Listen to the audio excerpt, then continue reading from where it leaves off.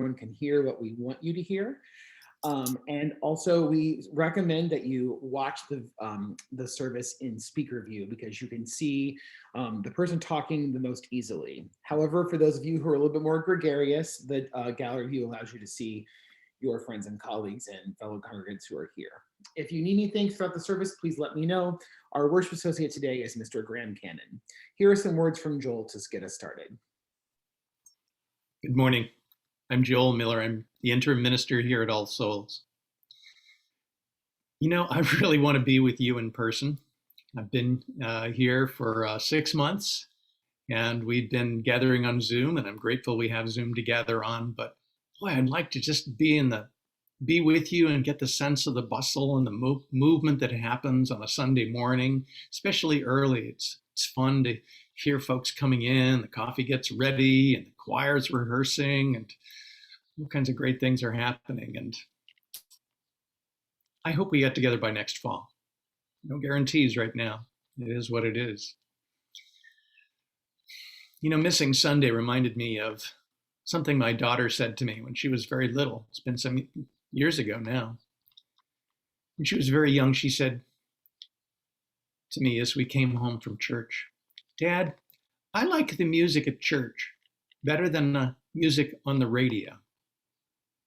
And I asked her, "Well, what do you like better about music at the church?" And she said to me, "I like being with the people who do the music." Music is hard to do when we're so far away from each other. But we are together, and it is a good thing. It's good to be together. It's good to remember how important it is to have one another in each other's lives. Welcome.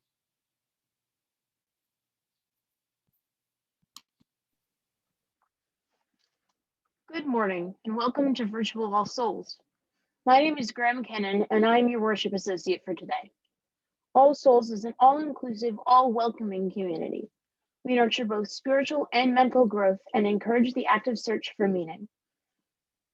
We welcome you to here be your full self, your whole identity, including your ethnic heritage, sexual orientation, or gender identity. We make a home for people of varying faith beliefs and for those who are free thinkers. We unite around putting love in action. We lead with love, we embrace hope, and we face our biases and prejudices with clear eyes. We will act in ways that help move the arc of the universe towards justice. We will listen to the opinions of all others, and we hope to build a better community. We're united by our covenant and by our belief that diversity is richer than uniformity. We invite those who aren't visiting or who are visiting or who haven't been here in a while to fill out a connection card. There will be time to fill these out later in the service. We invite you to share thoughts, feelings, and questions along with your contact information and interests. Thank you. We have a special announcement as part of the welcome this morning. This is connected to an announcement you will find in the order of service if you downloaded it. I welcome some thoughts about the Jubilee Workshop from Jennifer Yumibe.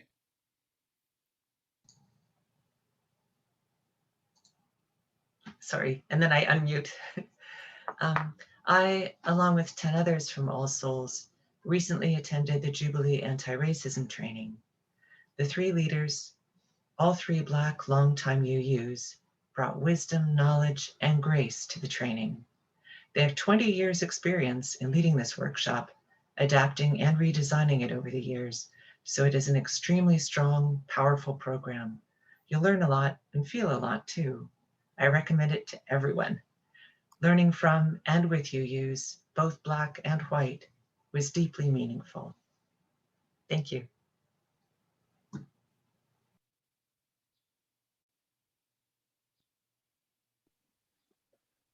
Thank you for that, Jenny. Now join us as we recite our covenant as Annalise Kinslow lights our chalice.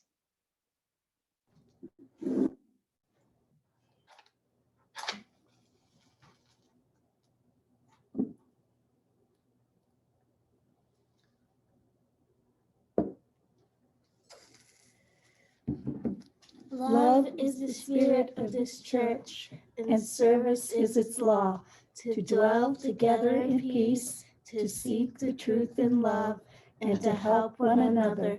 This is our covenant.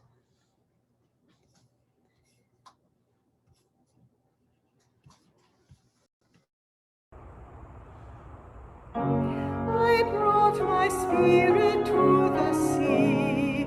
I stood upon the shore. I gazed upon infinity. I heard the waters roar. And then there came a sense of peace. Some whisper calmed my soul. Some ancient ministry of stars had made my spirit own. I brought my spirit to the trees that loomed against the sky.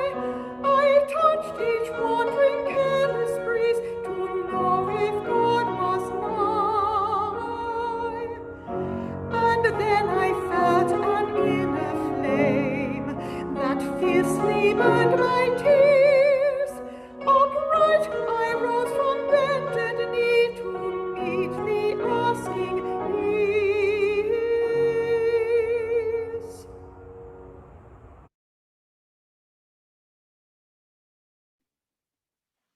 Today we are going to be talking a little bit about community. Community is a funny thing. I know some of us have grown up in this community our entire lives, and others have lived in many different communities. And I'm one of the latter, actually. I could talk about the places I've gone to church, but what I remember most is the people. I was roughly 7 months old when we joined a small UU church in Utica, New York. I became the pass-around baby. Everyone knew me. Our minister at the time was Reverend David Blanchard. David was a wonderful person. Even to a child, his sermons were engaging, and he was always nice and welcoming to everyone. He helped make everyone at that church happier.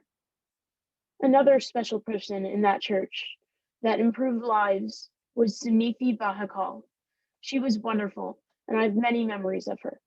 She was an activist in the community, a person who never ceased to be gracious, and someone who always showed up to church with a smile. Many people can attest to how great Sunithi was. Many people went to her memorial when she passed away a few years ago. And if you look up her name, you will see multiple newspapers in Utica that dedicated articles to her passing. Those people really shaped my early years. Leaving that community was hard, but we quickly found a new UU church near our old house in Lafayette. There we met Ian Dufair and his family. He was my older brother's best friend, but he was special to our whole family and a friend to all of us.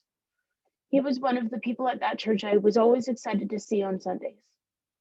A few years after we arrived, Nicole Rice became our DRE. Nicole was always really happy, and she put a new spin on the previous RE curriculum. She was always trying to make the youth community stronger and more active. While we were in Lafayette, my oldest brother, Will, discovered UU Youth Conventions, also known as cons, and he joined HACey, the Heartland Area Youth Council. This is another area where Nicole did well.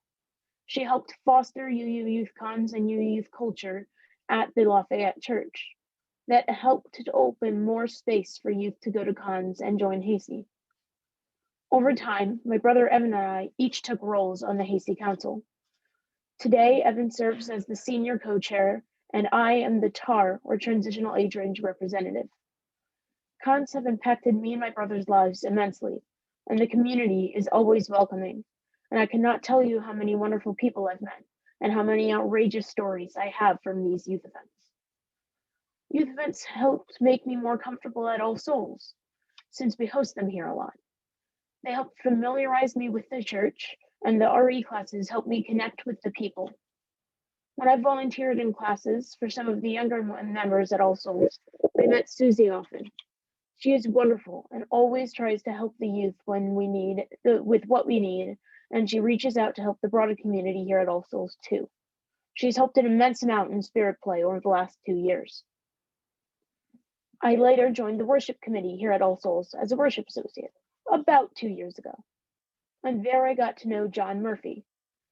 John, as most of you know, is incredibly nice. He helped me adjust to being a worship associate as my mentor, and John Murphy has inspired me to be who I am right now. All of these UU experiences have shaped me, and it's interesting how other UUs who I've never met have shaped me as well. The director of the theater program I'm in always quotes Kurt Vonnegut to me and my classmates, and those quotes have affected how I see the world. I always wonder if he knows that Kurt Vonnegut actually went to our church. His entire family did. In fact, Kurt Vonnegut Sr. designed the original All Souls building, the one before this one. All of the people I've talked about have worked to broaden the scope of our community and to improve it. I aim to use my life to do the same. I want this to be a call to action to help uphold the standards of the good community and to make it work to make it better and more open. Now, it only seems right that I end this off with a quote from Kurt Vonnegut. So I will use one I've used before, probably my favorite quote of his, which seems to fit today's worship perfectly. What should young people do with their lives today? Many things, obviously, but the most daring thing is to create stable communities in which the terrible disease of loneliness can be cured. Thank you.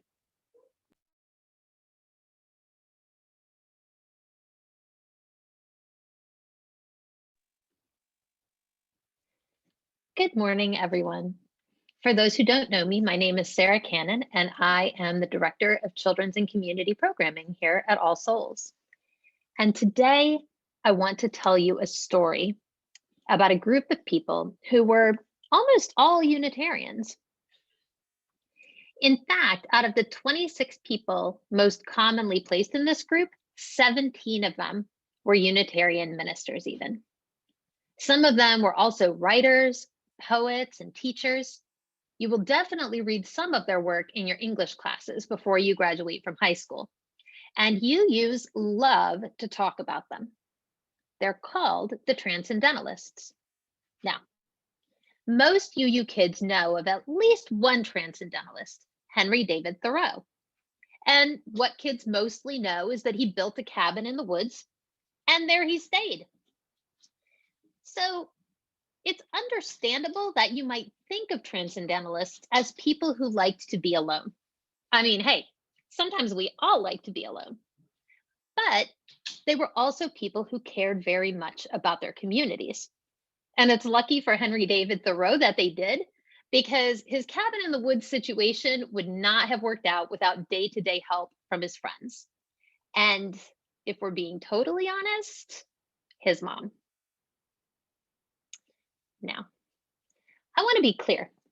I'm not picking on Henry David much. What he did was a useful experiment that inspired him and many others to think about important things, like how people need to spend more time in nature and how much stuff we have versus how much we actually need. But to understand what he did, you might compare it to people nowadays who build a tiny house on their friend's land. Henry David's cabin was on Ralph Waldo Emerson's and Lydia Emerson's farm. His experiment was possible because his community supported his goals. You see, Transcendentalists believed in something called self-culture. Now, you might hear a lot of people talking about self-care nowadays, but sometimes they just mean eating that yummy piece of chocolate or resting when you're tired. Self-culture is a little bit different. To culture something is to cultivate it, to help it grow. A lot of people in America at that time thought that God decided whether you were good or bad, and that was it. You could try to be good. You could hope that God had picked you as one of the good people, but it wasn't up to you. Some people still believe that. Unitarians believe that human beings can choose and that you might do bad things, but you can learn to do better over time. Transcendentalists wanted to understand how to help their own souls grow until they were as beautiful in this life as they could possibly be. When Thoreau went out into nature, or when William Ellery Channing decided it was important to have less stuff, or when Margaret Fuller ran discussion groups for women at Elizabeth Peabody's bookstore, and they all asked each other, what were we born to do? And how shall we do it? All of these people were thinking about growing their souls. But one thing some transcendentalists realized as they did all this growing is that there are a lot of things going on in our larger society that are bad for human souls. And their love of nature taught them that everything is connected, that what affects one of us affects us all. The transcendentalists were a pretty privileged group of people. Other people in the world had a lot of obstacles to soul growing that they themselves didn't have. And they felt it would be dishonest and unfair to ignore that. Now, they didn't all agree about this all of the time. While Emerson eventually became an abolitionist, for a long time, he said that he thought people should just stay out of issues like slavery, work on themselves, and not try to change society. Elizabeth Peabody, the transcendentalist I mentioned earlier who owned a bookstore, she used an interesting word to express how much she disliked Emerson's way of looking at things. She called it egotheism. Yeah, that's what it looks like. Her friend Margaret Fuller is a good example of one transcendentalist who worked for change. Like a lot of Unitarians at the time, Margaret grew up in Massachusetts, and she did all kinds of learning and teaching there. But she might have reached the most people when she went to work for a newspaper, the New York Tribune. As a journalist, she started to really dig into what was going on in the world so she could understand it. She stayed overnight in Sing Sing prison and participated in a listening circle so she could hear from women who were imprisoned there. She went into hospitals and into asylums where people with mental illness were often treated very poorly, and into neighborhoods called slums where people were crowded together in dangerous living conditions. She listened to those she met, then wrote about what she had learned. Through her writing, she was able to make big problems visible to many more people than had understood them before. She was able to lift up the voices of people who were not being listened to. It might seem like Margaret moved away from self-culture when she started focusing on bigger problems, but I think everything she was doing was self-culture. When Margaret asked herself, what was I born to do and how shall I do it? That question led her to think about what her community needed from her. It led her to really take a good look at the interdependent web until her definition of community was very, very big. Margaret took her enormous brain and her talent for writing, and she put them to work doing something to make the whole interconnected web healthier. And doing that kind of work is self-culture. It does grow your soul. Your soul has to grow to fit your expanding love for others. It has to grow every time you have to do new learning about something you did or thought in the past that was not helpful. It has to grow each time you learn to help in a better way. As Unitarian Universalists, one of the things we can learn from the Transcendentalists is that our job is not to leave it up to God to save our souls. It's our job to grow our souls right now in this life. And part of the work of being a Unitarian Universalist is to want that same opportunity for everybody, to look around and see where the web is being polluted or blocked up, to notice how that affects every single person who is growing their own soul, and to ask the people who are being affected what you can do to help make it better. Thank you.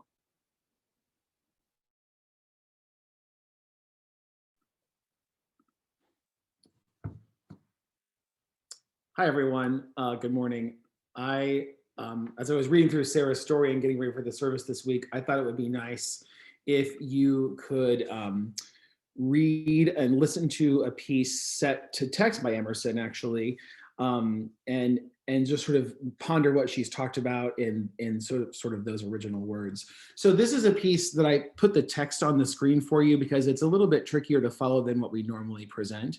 The piece is a choral work by a Minnesota composer named Dominic Argento, And he has a piece called Walden. He set 4 different sections of that text. It's on my bucket list for our All Souls Choir when we're back together, although it is fairly demanding.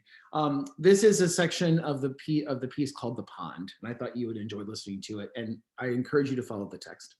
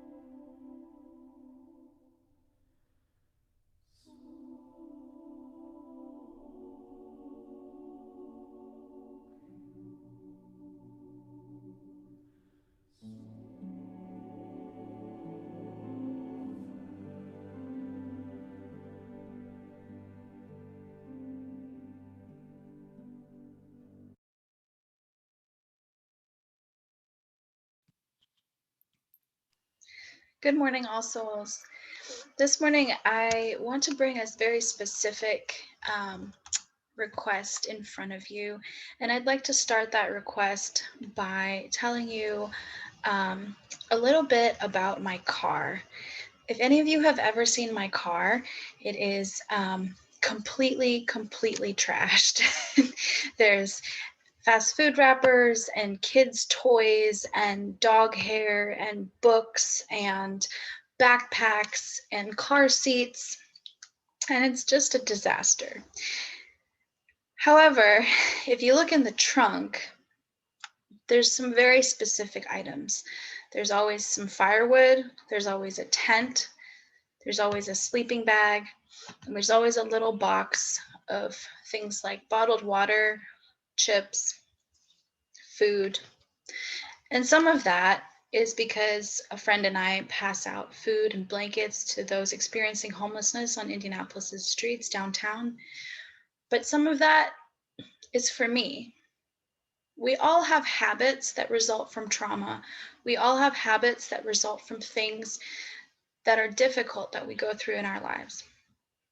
The sleeping bag, the firewood, the canned goods, that's all a result of growing up as a political refugee, moving many times in the middle of the night, and then coming to the US and becoming a single mom because addiction had broken up my family. During that scary time of buying my own house and not knowing if I had a place to live, I had to be prepared. In my mind, the security of having some cash stashed away in a friend's freezer, some sleeping bags, and food in the trunk meant that I could find a place to sleep that night, even if it wasn't a roof. Shortly after that time period, I began working at All Souls and bought my house. And I bring all of this up because I have a master's degree. I was a PhD candidate. I was a university professor. And homelessness was just one toke over the line, as Hunter S. Thompson puts it. And because of that, I want to bring up a call that our IHN group has put out for asking anyone who's able to join us at 9 a.m. tomorrow at the State House to protest the vetoing of a bill, or to protest the override of a veto of a bill that would end protections for tenants. This bill that was vetoed would have ended tenant rights during this time of COVID. And we'd like everyone to gather to make a public display of asking our legislators to continue protecting tenants, particularly in this cold, in this weather, in this time when many people have lost their livelihoods. So if you're able to join us, that's Monday morning at 9 a.m. at the State House. There's instructions on how to stay safe, how to stay distanced and masked in the order of service. And I'm happy to answer any questions via email or text message or call. Food, shelter, security, these are basic human rights. And none of our human rights are safe if all of our human rights aren't. So I hope you'll join me. Thank you.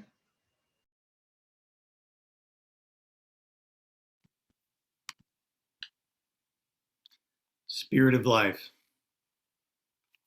Mystery that goes by many names and sometimes no name. So many of us don't believe in prayer. Sometimes I do, sometimes I don't. Some of us are more comfortable with meditation. Some of us like the silent part. Some of us could do without the silent part. Some of us aren't sure we believe in a mystery or God or whatever names or names there aren't. Maybe we just don't even know what mystery means, what God means, or even prayer means. We do know that we care for one another, care about the kind of world we live in. Some of us care so much. We care so much it scares us. Maybe we care too much for those we love. Feel overwhelmed in the way that our care has us seeing injustice in the world, pain of others, that others suffer, and there's a good reason for it.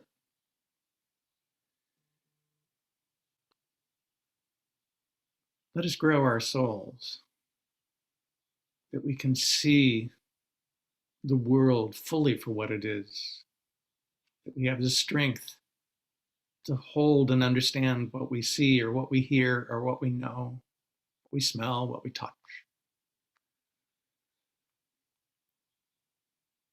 the depth of soul that allows us to really care deeply, see the beauty of the earth as it goes by, the sun, the rain, the snow, the falling leaves, blossoming flowers. And to grow these souls, how shall we do it? We say every Sunday, service is our law. Our Universalist ancestors said something very similar. Service is our prayer. We may not know what prayer is supposed to be or believe in the prayer others tell us it should be, but service can be our prayer. We can grow our souls with it. Let our loving concern for others, for justice, be the spark that inflames our loving concern for the world, to see it all, to grow souls so big that we can understand it all. Let care be our prayer. And may our living prayers, our lives of care, grow our souls so great that they become joined with the great soul of friendship, the kind of friendship that gives freedom to each of us. And we bring our own prayers too.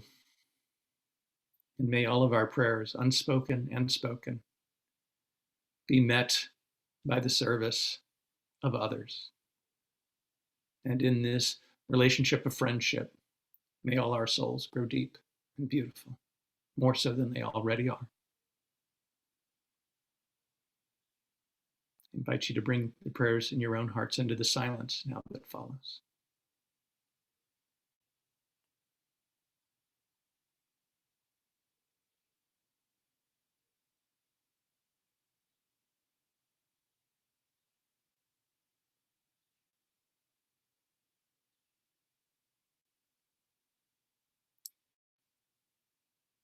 For all these prayers and for all these beautiful souls, we say amen, so be it, blessed be.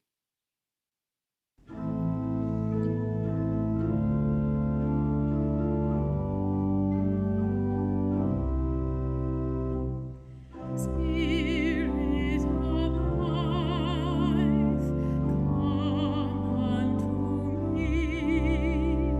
Sing in my heart all the stirrings of compassion. Blow in the wind, rise in the sea, move in the hand, giving life the shape of justice. Roots hold me close, wings set me free. Spirit of life, come to me, come to me.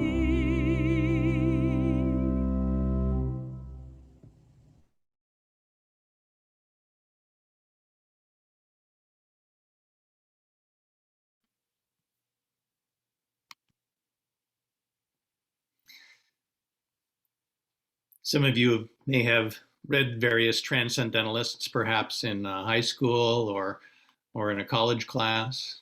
Not all of us have, but one of the things to know about these writers is that they were, in a sense, the beginning of America's literary tradition.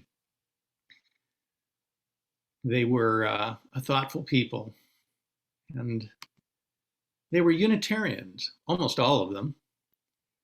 They were rebelling against the Unitarianism of its time that tended to be very logical, very reasonable. They wanted more soul in their spirituality. Some of us may have read essays by Ralph Waldo Emerson. In one of his addresses, actually, to the ministers graduating from Harvard Divinity School in 1838, He talked about an spiritual experience that he had had as he was looking for Mars' soul. It was the winter morning of 1838 that he was writing about. He'd gone to his family's church, the church of his childhood, and there was a new minister there, the Reverend Barzillai Frost. Emerson was disappointed in the Reverend Frost's preaching. And so that summer, when the Unitarian ministers were graduating from Harvard Divinity School, he spoke about what he'd heard, spoke about many other things in this address. But about Frost's preaching, he said he had not one word intimating that he had laughed or wept or was married or in love, had been commended or cheated or was chagrined. If he had ever lived and acted, we were none the wiser for it. The capital secret of his profession, namely to convert life into truth, he had not learned. Now, this address was famous for many reasons, not in particular this one. I think the other reasons, the other things that he said so inflamed so many people. They were busy arguing to pay attention to what he said about his colleague. And indeed, Barzillai Frost had been a colleague. I think that had I been alive in those days and Emerson had asked that I edit his address, I might have said, you should leave out the part about Barzillai Frost. Even if you didn't mention his name, you shouldn't mention that. Barzillai Frost was not a great preacher. But, Emerson himself had been a Unitarian minister for about 3 years. Harvard Divinity School is not new to him. He'd studied there for 3 years to become a Unitarian minister. Emerson was a great preacher. And after this 3 years, he was a great speaker and writer, but he shouldn't have judged his colleague so quickly. Emerson was also he just was a terrible pastor. He was not a good counselor. In his 3 years when he was a minister, his congregation loved him. They loved his preaching. And they were kind and gentle about his really not great counseling or pastoral cares. One time he called on a family thinking he'd gone to visit a family that were members of his congregation. He'd gone to the wrong house. And for 2 hours, he talked with an Episcopalian family before he realized he was at the wrong house. There was another time that Emerson went to visit a member who was an old veteran of the Revolutionary War. The old veteran was on his deathbed, and Emerson came to call on the family, as ministers did in those days. And he sat there for several hours, didn't have a thing to say. And finally, the old veteran pushed himself up off of his own deathbed and said to Emerson, "Well, if you're not going to do anything, get the hell out of here." Barzillai Frost was beloved by his Unitarian church in Concord, Mass. I saw his picture, actually, Barzillai Frost's picture in the church there in Concord, Massachusetts, because I'd gone actually to see where Emerson had been born and where he'd done some of his writing. And there in the social hall of the Unitarian Church in Concord, Mass, known as the First Parish, I saw Barzillai Frost's portrait prominently displayed. He had been beloved in his time and was still regarded highly by the people of that congregation 150 years after he retired. Frost's ministry was a deeply soulful one, just not in the way that Ralph Waldo Emerson thought it should be. Emerson, who was a very soulful preacher and writer, was wrong about Frost. Frost did convert life into truth, and he did it by living, caring. Service was his prayer and his law. His ministry nurtured a Unitarianism and a Unitarian Universalism that we would recognize, one that we hope will be welcoming and powerful for us as individuals. Frost, though, did it in a way that perhaps Emerson didn't recognize, which is we have to do that service. We have to make those prayers together. Emerson remains a powerful influence on me, especially as he wrote about soul. His essay on the Oversoul is amazing. But Reverend Frost remains important too in his own way. So some years ago, I re-encountered Emerson's essay on self-reliance. And this is where I most departed from Emerson and his influence on us as Unitarians. Self-Reliance is in many ways a great essay, and it had a profound influence on the United States. But it was also in some ways very weak, and the weakness of his essay may have influenced our greatest weakness as Unitarian Universalists, historically anyway. The idea that the only thing we need to be free is our own selves, our own souls. Self-reliance was great. It outraged all the traditional theologians because Emerson claimed for us the reality that revelation is not sealed, or to use a less Christian theological way of saying it, the universe is still a creative place. New things are still happening. So if you believe in God, God's still creating things with us, sometimes through us. Or if you're not a theist, maybe you're an atheist, and well, there's still something very similar to that, which is science isn't going to know everything to know because some of the things we're going to want to know haven't happened yet. New things are still happening. A good example of that is of someone who lived that was Margaret Fuller. It's someone that our educator, Sarah Cannon, mentioned. Margaret Fuller was awesome, great writer, great speaker. But let me tell you, in the 1830s, the 1840s, for a woman to write publicly, to speak publicly, shame, some people said. She was awesome. She did amazing things.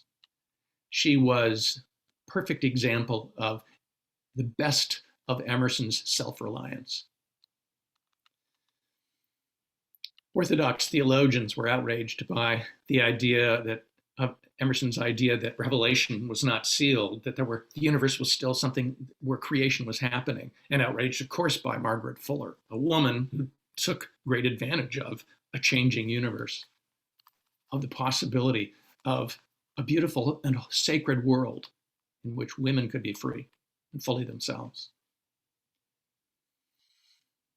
But those orthodox thinkers, those thinkers who said there has to be one true truth, orthodox literally meaning the right words, the correct way of speaking. There are no more revelations, say the orthodox theologians. God's already determined everything in advance. Ours is only to listen and obey.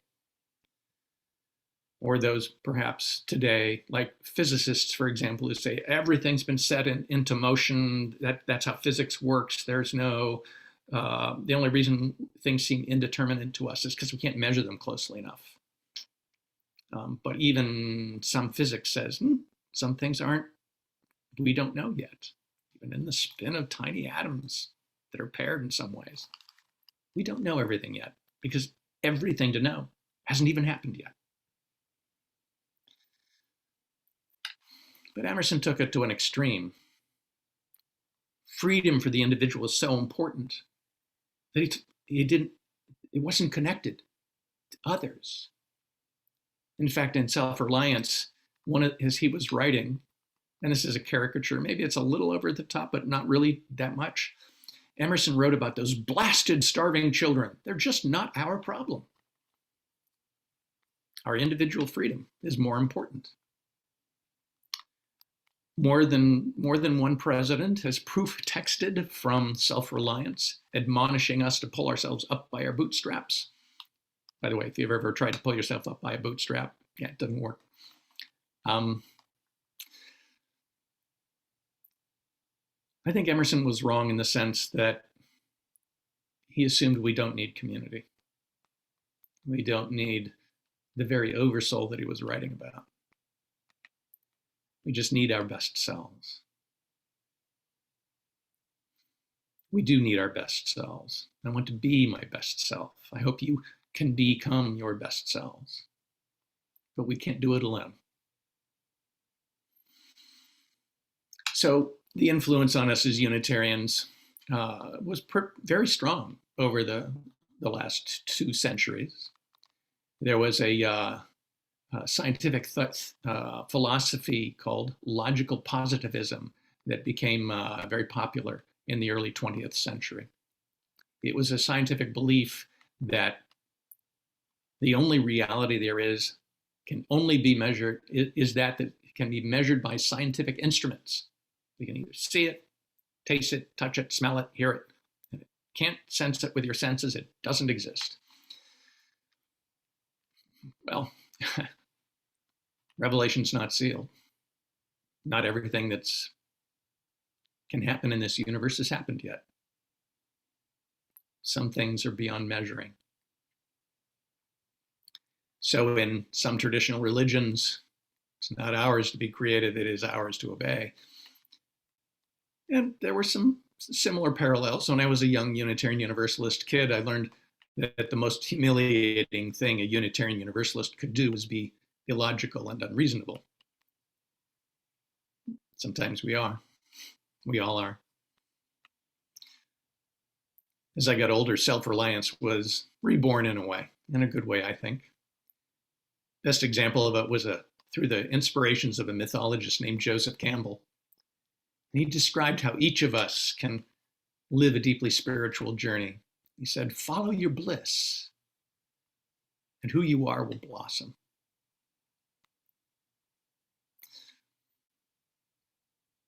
The contrast for me, growing up a Unitarian Universalist, was that I was encouraged to become the most fully human individual I could become, to grow my own soul deeply and profoundly, and to rely on myself to do that.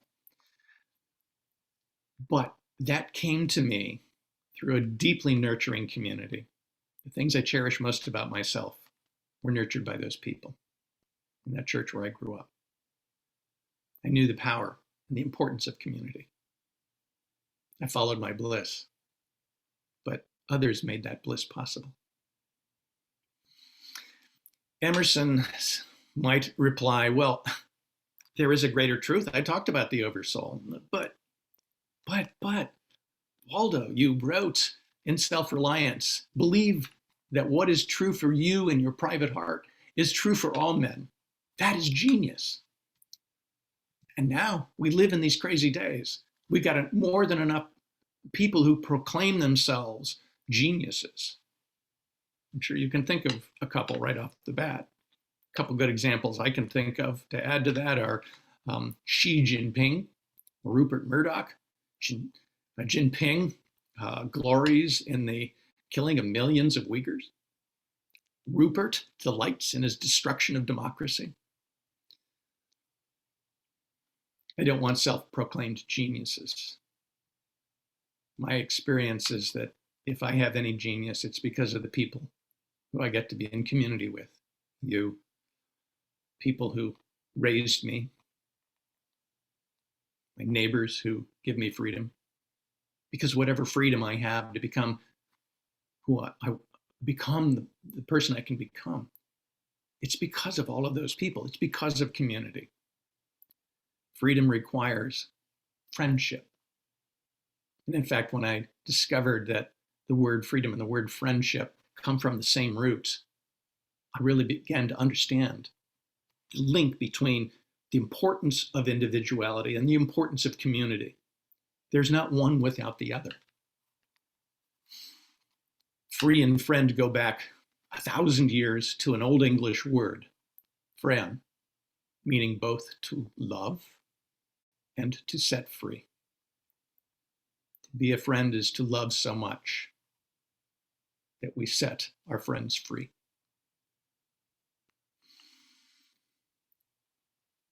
And that was my experience growing up in the church where I grew up.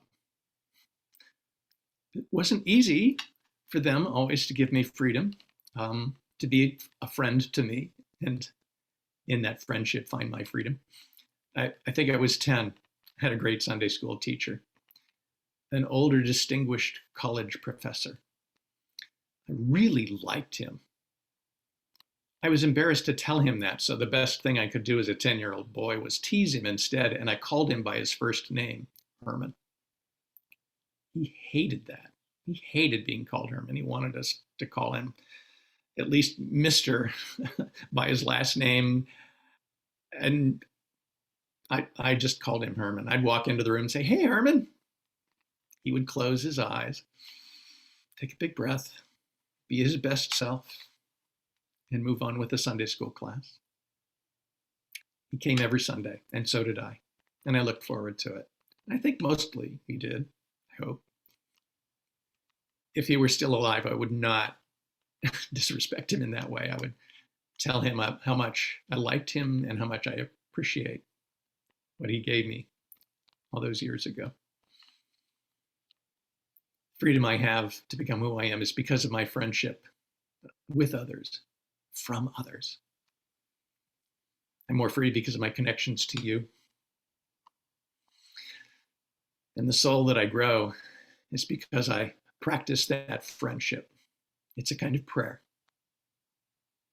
A prayer that I can only live out through others, with others. I'm more free because of the medical workers who keep me healthy. I'm more free because of the essential workers who keep me fed and bring in clean water to my house through the pipes they take care of. Let us grow our souls, and let us remember how important it is to grow those souls together in community, especially as we begin to exit the time of pandemic, whenever that time may be. Let service remain our law, remain our prayer. Let us set each other free so we can indeed become our best selves, our most beautiful selves.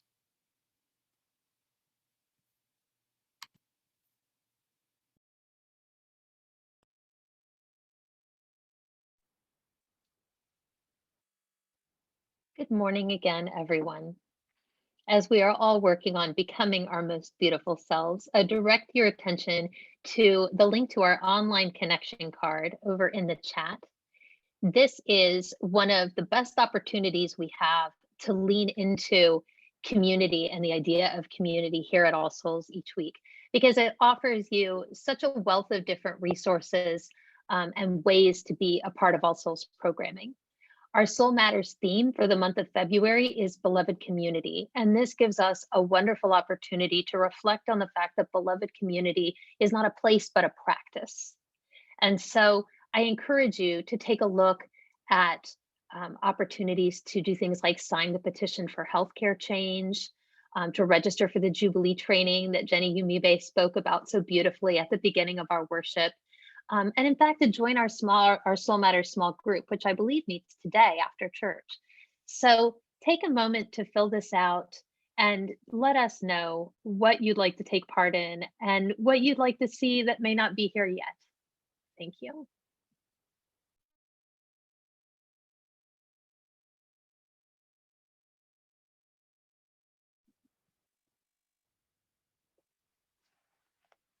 The Indianapolis Freedom School Partnership expands the impact and legacy of the Children's Defense Fund's Freedom Schools to dismantle patterns of socioeconomic deprivation, empower communities by promoting literacy, and foster civic engagement, and develop our future leaders. We donate to them and hope to help run Freedom School throughout the summer. May the offering be given and accepted at this time. The link shall be in the chat as well as on your screen. Thank you.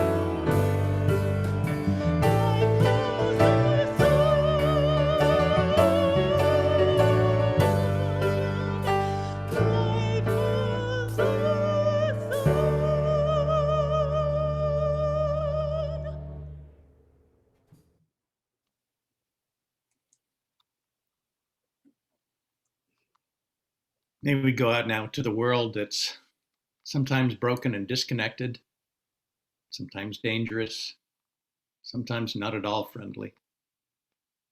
Let our lives be an example of the kind of friendship, the kind of soul that builds a world of justice, that invites every soul into its own beauty,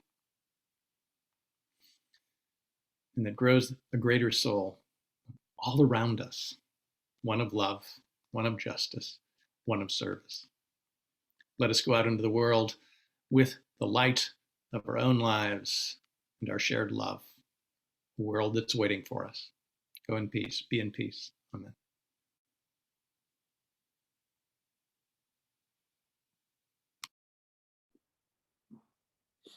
Everyone, the announcements are here on your slide. We invite you to check those out and see what's going on. We encourage you to join an adult forum if you like. Also, there's a Soul Matters series that you can join, and we invite you to do that. Also, we have a gathering for those who have lost partners. Today's youth hike has been postponed due to the cold weather until the 21st of February. Don't forget, Monday at 9, this protest at the State House will happen. And also, Nazarene asked me to mention that there's a small group at 12:30. So if you're involved in that, don't forget that we'll see you for that. We'll take a few minutes and then we'll open up the breakout rooms. This is your chance to get a cup of coffee and refresh yourselves, and we'll be back shortly. Thank you so much.